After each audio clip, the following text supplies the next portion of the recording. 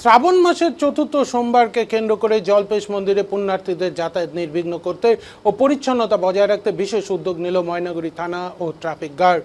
বৃহস্পতিবার ময়নাগুড়ি ইন্দিরা মোড় থেকে জলপেশ মোড় পর্যন্ত জমে থাকা আবর্জনা পরিষ্কার করতে খোদ ময়নাগুড়ির আইসির নেতৃত্বে সাফাই অভিযানে নামে পুলিশ প্রশাসন।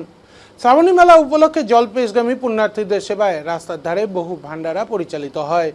অভিযোগ প্রসাদ বিতরণের পর প্লাস্টিকের গ্লাস, এঁটো থালা যত্রতত্র ফেলে দেওয়ার পরিবেশ দূষিত হচ্ছিল এবং পচা আবর্জনা দুর্গন্ধে অতিষ্ঠ হয়ে উঠেছিলেন স্থানীয়রা। বারবার সতর্ক করার পরও কাজ না হওয়ায় বাধ্য হয়ে ময়নাগুড়ি থানার আইসি সুবল ঘোষ ও ট্রাফিক গার্ডের ওসি জয় সরকারের নেতৃত্বে পুলিশ কর্মীরা নিজের হাতে সাফাইয়ের কাজ শুরু করেন। শুধু আবর্জনা অপসারণই নয়, সংক্রমণ এড়াতে গোটা এলাকায় ব্লিচিং পাউডারও ছিটানো হয়। আইসি সুবল ঘোষ জানান, আমরা ভান্ডারার সদস্যদের বারবার অনুরোধ করে আসছি, আপনারা পুণ্য সেবা করছেন, এটা খুব ভালো কাজ, কিন্তু রোববারের পর সোমবার সকালে সেই সব এঁটো থালা, প্লাস্টিকের গ্লাস ও বোতল নিজের দায়িত্বে পরিষ্কার করে এলাকার পরিচ্ছন্নতা বজায় রাখুন। পরিবেশকে দূষণের হাত থেকে রক্ষা করতেই আমাদের এই বার্তা। এদিকে পুলিশের এই জনহিতকর উদ্যোগকে সাধুবাদ জানিয়েছেন স্থানীয় বাসিন্দারা। তবে ভবিষ্যতে খাবার বিতরণের পর যারা জায়গা পরিষ্কার করবে না তাদের আর এলাকায় ভান্ডারা করতে দেওয়া হবে না বলেও স্পষ্ট হুঁশিয়ারি দিয়েছেন স্থানীয়রা।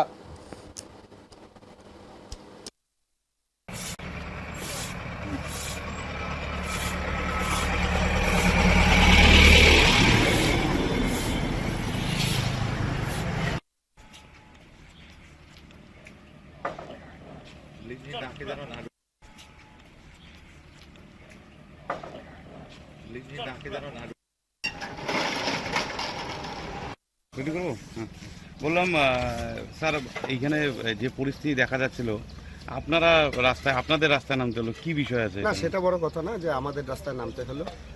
সমাজের প্রত্যেকটা কাজই কাজ এবং সেই কাজ করাও আমাদের দায়িত্ব আছে।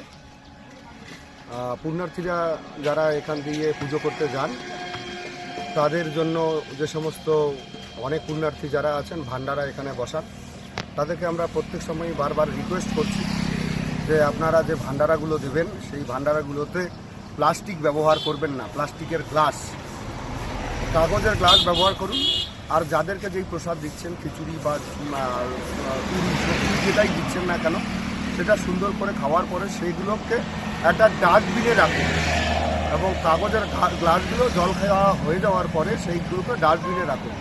নয়তো কি হয়, যারা পুণ্যার্থীরা গিয়ে হেঁটে যাচ্ছে তারা সেই এঁঠো জিনিসগুলোর ওপর দিয়েই হেঁটে গিয়ে আবার বাবার জলপেশে পুজো করতে যাচ্ছে।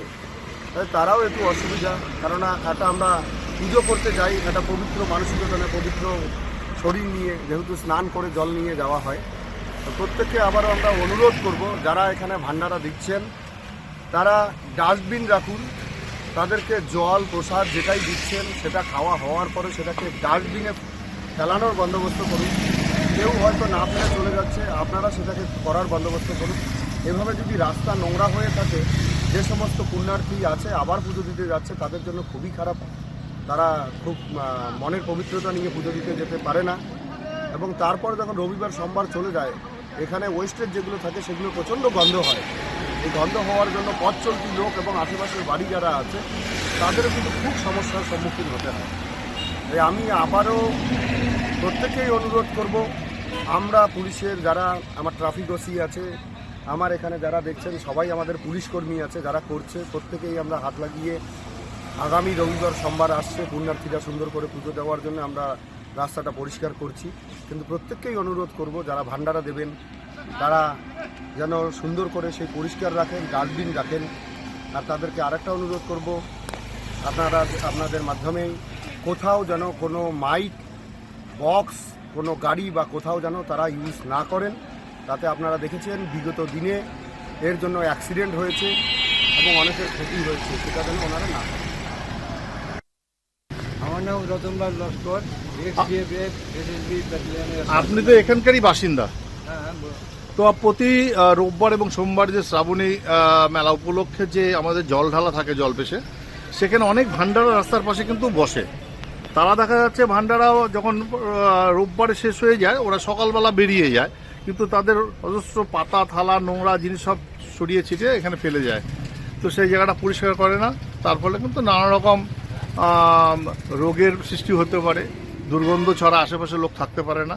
তো আজকে পুলিশ প্রশাসন এই কাজ করছে, তো এই ব্যাপারে কি বার্তা দিবেন?